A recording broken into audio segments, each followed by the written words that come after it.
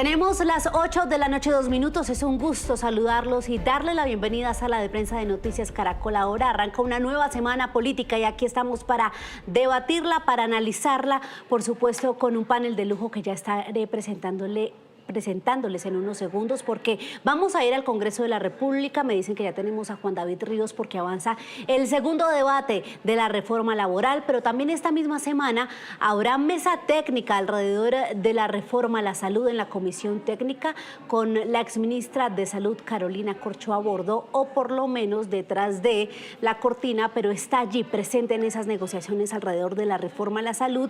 Y también está el presidente Gustavo Petro en la posesión de la nueva presidenta de México. Sobre todos estos temas ha habido movimiento en las últimas horas. Avanza también la discusión entre el Ministerio de Hacienda y el Congreso por lo que será la ley de financiamiento, la nueva reforma tributaria que necesita el gobierno y de la cual aún no se anuncian sus ponentes. Una semana cargada de varios temas que vamos a analizar entonces cómo entra el gobierno y cómo entran también sus alfiles en el Congreso, porque hay polémica alrededor de David Racero por una columna de Daniel Coronel que evidenciaría cómo el congresista aparentemente pedía parte de sus salarios a asesores de su UTL y también habría utilizado a uno de sus conductores asignado con plata nuestra, con plata de impuestos, al congresista para que le atendiera presuntamente uno de sus negocios de ventas de frutas y verduras. Sobre todos estos temas vamos a estar hablando aquí en Sala de Prensa de este programa de Noticias Caracol Ahora, de opinión y análisis, y para eso saludo al panel de hoy,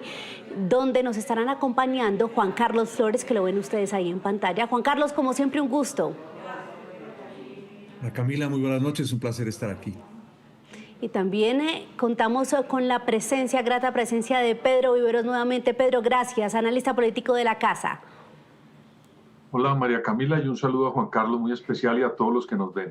Juan Carlos, quiero arrancar con usted, mire nada más y nada menos el salpicón político que tenemos para empezar este lunes. ¿Cómo ve usted el panorama en medio de denuncias contra las principales figuras del presidente Gustavo Petro, sus alfiles en el Congreso y pues varias reformas moviéndose en el legislativo? María Camila, saludo también a Pedro, un placer estar acá, Pedro, con usted esta noche. Como siempre, hay una cosa que es muy importante tener en cuenta y es está el gobierno con la capacidad del presidente Petro, que por desgracia no ha sido equiparada con acciones del mismo tipo por la oposición, de estar poniendo constantemente la agenda.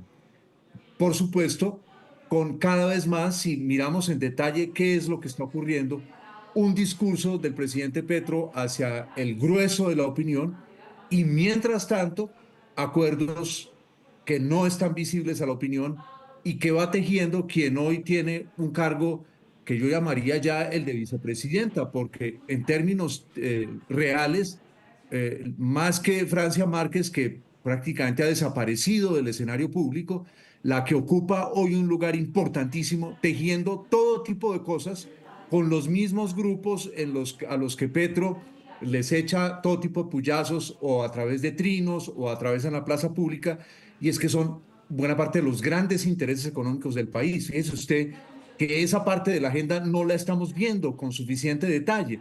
Sería buenísimo, María Camila, que nos informaran de la agenda de reuniones que sostiene la señora Sarabia con sectores influyentísimos del país. Y al mismo tiempo, fíjese usted, están unas peleas a muerte dentro del petrismo relacionados con quién será el bendecido por Petro para ser candidata o candidato en las próximas elecciones presidenciales. La pelea a muerte entre el ex guionista y ex senador Bolívar y la senadora Pizarro, a quien en algún momento todo el mundo decía, esa es la que va a señalar Petro. Yo creo que están bastante perdidos. Y luego el otro tema, sin lugar a dudas, el tema de qué va a pasar con el Congreso, que pensemos que de un lado está el guión que Petro traza y es un guión en el que está rodeado de enemigos, en que todo el mundo lo quiere tumbar, pero después termina habiendo de todas maneras acuerdos entre Petro y una parte no desdeñable de la casta política. Sí, lo que está pasando en el pacto histórico es bien interesante, ya vamos a analizarlo más a fondo. Pedro, su visión inicial sobre el salpicón político para esta semana, reformas, movimientos e incluso lo que menciona Juan Carlos, ya alistándonos para la campaña presidencial desde el mismo gobierno. Bienvenido. Pues mire, María Camila, yo siempre he sentido que el presidente Petro tiene, digamos, la forma de hacer política con el verso y otra lo que hace en la trastienda. Él plantea unas cosas en su discurso que a veces son inentendibles, incomprensibles, maximalistas, y en la trastienda va tejiendo formas de ver cómo resuelve los problemas de la política para que le tramiten sus proyectos. Y no me cabe la menor duda que lo que hicieron con la designación por parte de la presidencia de la República del candidato Gregorio El Haj a la Procuraduría tejió al interior del Parlamento una fuerte coalición, o por lo menos en el Senado, de sectores que pueden terminar ayudándole al presidente en la realidad política. Mire usted, por ejemplo, hace poco hubo una reunión en el Parlamento con sectores o con el gremio que agrupa a los gobernadores del país pidiendo ayuda para que se tuviera en cuenta las reclamaciones de las regiones en el presupuesto.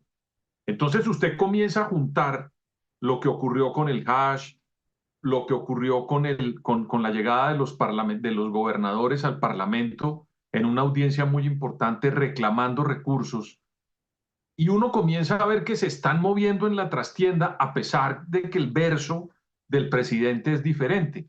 Y le voy a decir algo más que me llamó la atención el día de hoy, María Camila, y también a Juan Carlos.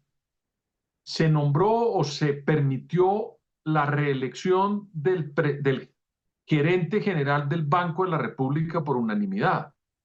A mí me llama la atención que ahí también hay una especie de consenso que se está dando en la trastienda, porque en otro momento de pronto el voto de Bonilla o de los sectores que son cercanos al señor presidente pues hubiera generado un ruido, pero pareciera que en materia de la política fiscal y de lucha contra la inflación y en favor del empleo en Colombia hay una especie de consenso que se comienza por lo menos a mirar y a observar. A mí no me parece que eso sea malo. Lo que veo es que una cosa es el discurso y el verso y otra cosa lo que está haciendo el gobierno en diferentes sectores en la trastienda, María Camila. Pedro, Juan Carlos, si les parece, a las 8:10 vámonos para el Congreso de la República a ver cómo está el panorama, porque Pedro, hay quienes también coinciden con usted en que hay otro sector donde se arma consenso que tiene que ver con el económico, pero más relacionado con el legislativo, y es en la reforma laboral, que por lo menos a esta hora le avanza bien al gobierno, porque tengo entendido, Juan David Ríos, que hasta el momento no le han aceptado casi que ningún cambio en los primeros artículos de la reforma laboral. ¿Cómo avanza la discusión a esta hora? Bienvenido a Sala de Prensa. Camila, hola, un saludo muy especial para usted y obviamente también para todos los panelistas. Mire, avanza todavía la reforma laboral, ya se anunció sesión permanente aquí, ya se han aprobado los artículos 1, 2, 3, 4, 5, 6 y 9 de la reforma. Hablamos del objeto, hablamos también de los principios, hablamos también de otros temas, pero es importante el artículo 5 y el artículo 6 que empieza a regular o a reglamentar lo que es el contrato a término fijo y el contrato también a término indefinido. Quedó entonces este articulado ya aprobado en plenaria de representantes con 96 votos por el sí, como aparece en la ponencia. Quiere decir que el término fijo, el contrato a término fijo va a tener un límite de tiempo de 4 años, como dice la ponencia. Si en 4 años continúa, no puede haber una prórroga para que los trabajadores vuelvan con un contrato a término fijo, sino que inmediatamente deberían pasar a un contrato a término indefinido. Queda ya aprobado este artículo, que es el artículo número 6. Reglamenta el artículo también el número 5, que hablamos de contrato a término indefinido, en donde lo que menciona es que se debe priorizar este tipo de contratos por encima de los otros. No es eliminar el contrato a término fijo o prestación de servicios, sino que se debe garantizar el indefinido para poder tener una estabilidad laboral. Son artículos que ya han sido aprobados aquí en Cámara de Representantes, a pesar de que también parte de congresistas de la oposición dilataron un poco la situación porque querían debatir artículo por artículo una proposición que se presentó por el Centro Democrático y no fue aprobada. El gobierno continúa con su plan de empezar a votar en bloque. Estos son los primeros bloques que fueron aprobados ya aquí en reforma laboral, y además en este momento siguen debatiendo la formalización digital. Están ahora viendo las proposiciones no avaladas de los artículos de formalización digital para todas estas nuevas tecnologías, estos nuevos emprendimientos también del área digital que está dentro de la reforma laboral. Pero ya han sido aprobados estos artículos. Le repito, María Camila, hablamos de la priorización de los contratos a término indefinido y también del límite de tiempo que tendría ahora los contratos, y obviamente queda ser ya sanción presidencial este proyecto tal cual si sale aquí de Cámara de Representantes, más bien a 4 años. Ya no va a ser un periodo de 1 año, un término fijo, sino que va a ser un periodo de 4 años para luego ya pasar a un contrato a término indefinido, María Camila. Pues Juan David, seguimos pendientes de usted mientras avanza esa discusión de la reforma laboral en su segundo debate, y vuelvo con los panelistas. Juan Carlos, mire usted entonces que mientras nosotros hablamos aquí de los choques que tendría el gobierno con diferentes sectores en lo que es la plenaria de la Cámara, eso hay que decirlo y dejarlo claro, es muy diferente a lo que pasa en Senado, pero en la plenaria de la Cámara ahí le avanza por ahora viento en popa su reforma. Yo estuve en la sesión pasada en la que no iniciaron con el debate de estos artículos y pues la oposición hace maromas, Juan Carlos, para intentar dilatar, pero ahí en la Cámara el gobierno tiene las mayorías. ¿Cómo ve este panorama? Recordemos que hay varios tipos de congresistas y hay un tipo de congresista que es el que frecuentemente aparece en los medios de comunicación. Es aquel que combina el voto tradicional con favores, con contratos, buscándole puestos a los familiares de quien vota por él, pero que requiere también de una opinión, que sabe que la opinión es la que lo convierte en una gran figura. Y hay otro tipo de congresistas que lo que buscan fundamentalmente es que no les vayan a cortar el chorro, porque sabemos los costalados de plata que cuestan las campañas clientelistas, porque en esas campañas no se convence a la gente con argumentos, se convence a la gente comprándoles el voto o brindándoles favores o aceitando a los contratistas para que luego esos contratistas a los cuales se les entregó un pedazo de la contratación pública, luego le pasen la plata al político en campaña. Entonces, es esa zona gris, es esa más que gris oscura, es ese pantano del Congreso, insisto, no los visibles, no los que son entrevistados por la radio en la mañana, los que dan declaraciones a la televisión, sino la mayoría a la que ni siquiera le conocemos la voz. Recordemos que la mayoría de nosotros nunca ha escuchado a la mayoría de los parlamentarios y a una parte considerable de los senadores. Y sobre ellos o hacia ellos es hacia quienes está dirigido el trabajo de los gobiernos. De todo ese ejército, yo no sé cuántos enlaces tiene hoy el gobierno y los distintos ministerios en el Congreso, pero eso es un pocotón de gente que se encargan de atender los llamados de los congresistas, de conseguirles la audiencia con el ministro, y allí ellos plantean con sinceridad qué es lo que necesitan. Recordemos que hace poco eso se desnudó en todo lo que estaba ocurriendo con la unidad de riesgo.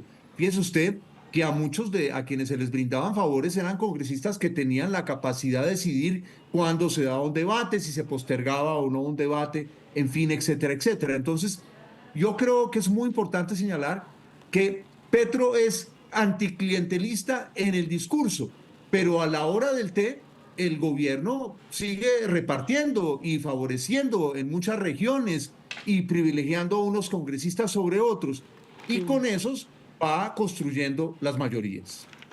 Pues Pedro, con usted lo hemos conversado varias veces y mire que hoy la representante Katy Jubinao denunciaba con fotografía y todo en un mensaje en su cuenta de X que el ministro Cristo se la ha pasado haciendo eso, era su denuncia, pasando por las curules en las cuales todavía no tenía su voto asegurado, quién sabe haciendo qué. ¿Usted cómo ve esas cargas políticas en la Cámara, donde 10 meses o más de trámite de la reforma a la salud sirvieron para consolidar un poco lo que nos mencionaba Juan Carlos?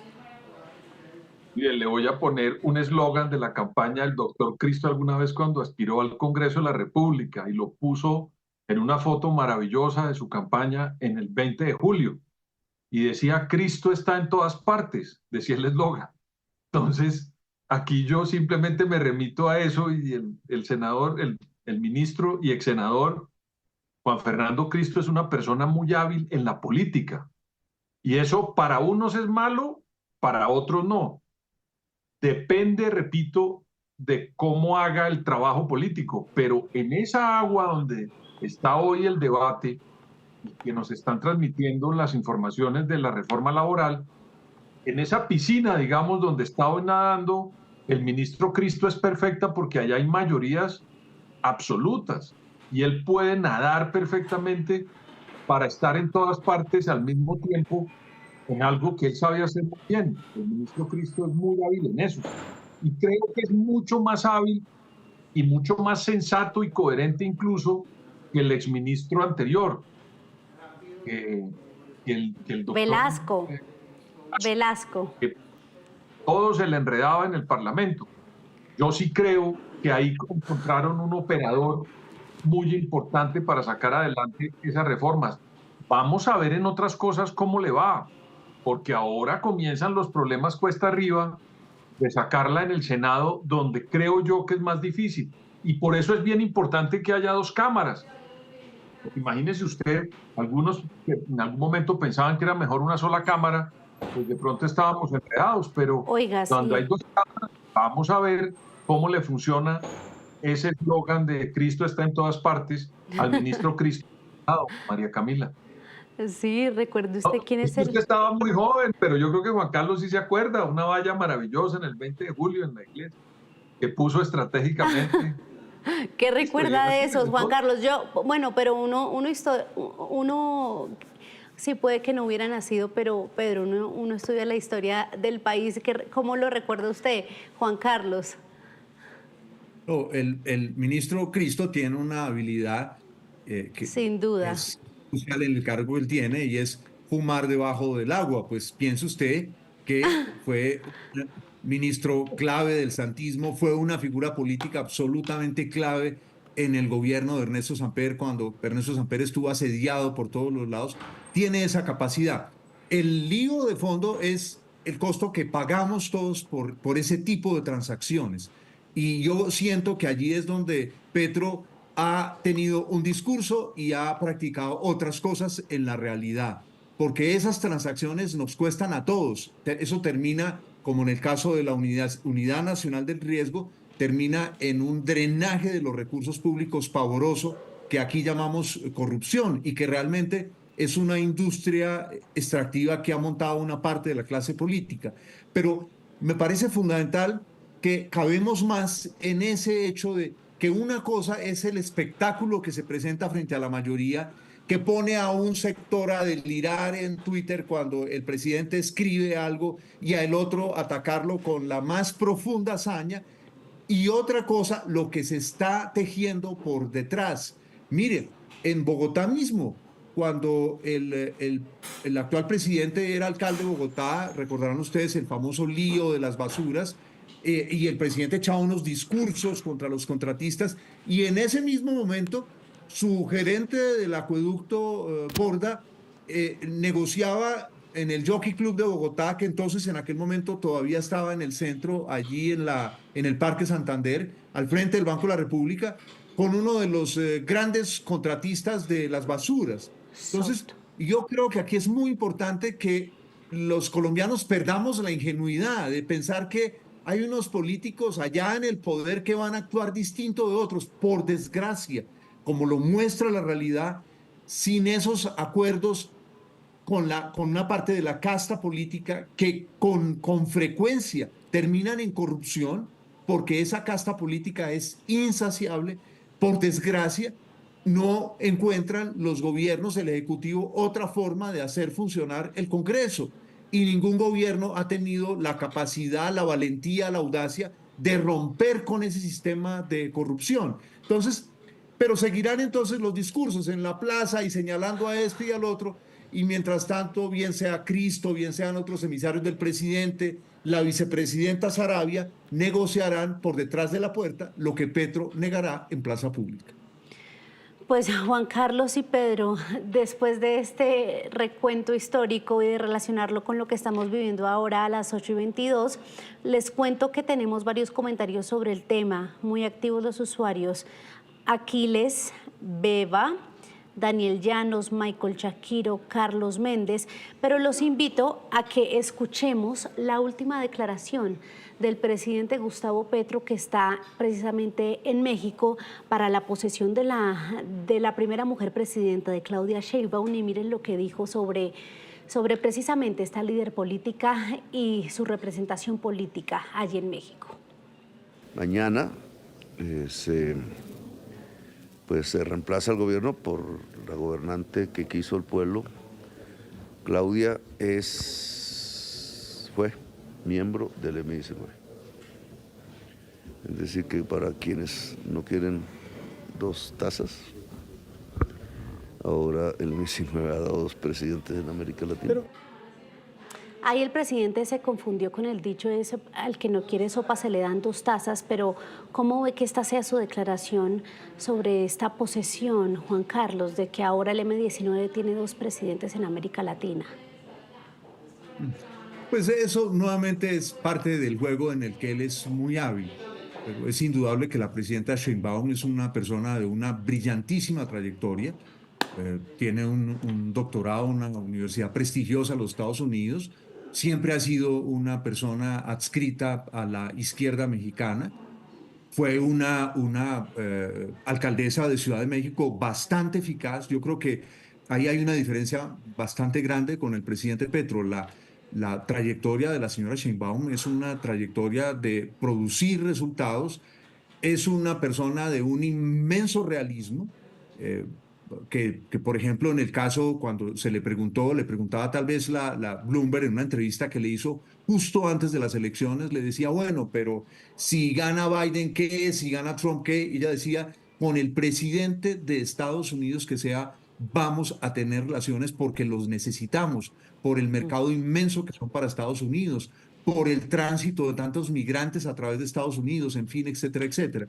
Entonces, yo creo que va llegando el momento en que nosotros desinflemos muchos de los globos que lanza el presidente Petro, porque nos pone a hablar sobre eso, pero mientras tanto, yo creo, dejamos de ver la realidad. Por ejemplo, el presidente Petro que habló de crítica a la corrupción y toda la cosa, y hasta donde nos hemos dado cuenta, no ha pasado nada, por ejemplo, en el caso del Ministerio de Relaciones Exteriores, acerca de las denuncias de maltrato a su esposa por parte del embajador en Roma, Armando Benedetti.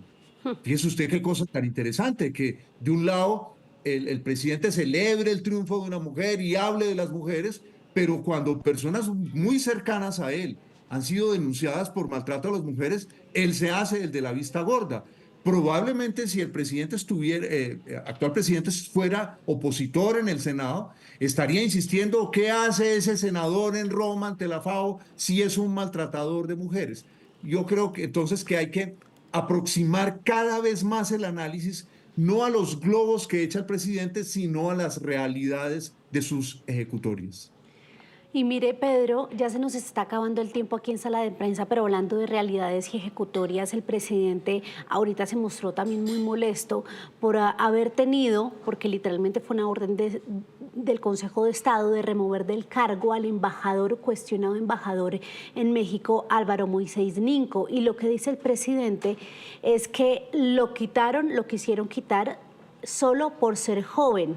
Porque él lo hacía, lo nombró como un reconocimiento a la lucha juvenil en Colombia y que esto es un golpe a la diferencia, que la justicia en Colombia quiere aristócratas y no embajadores jóvenes, cuando pues claramente lo que pasó acá es que si uno mira los requisitos, el embajador Álvaro Moisés Ninco no cumplía con la carrera diplomática para un país, para la representación diplomática en un país tan importante como es México. ¿Cómo ve esta respuesta, Pedro?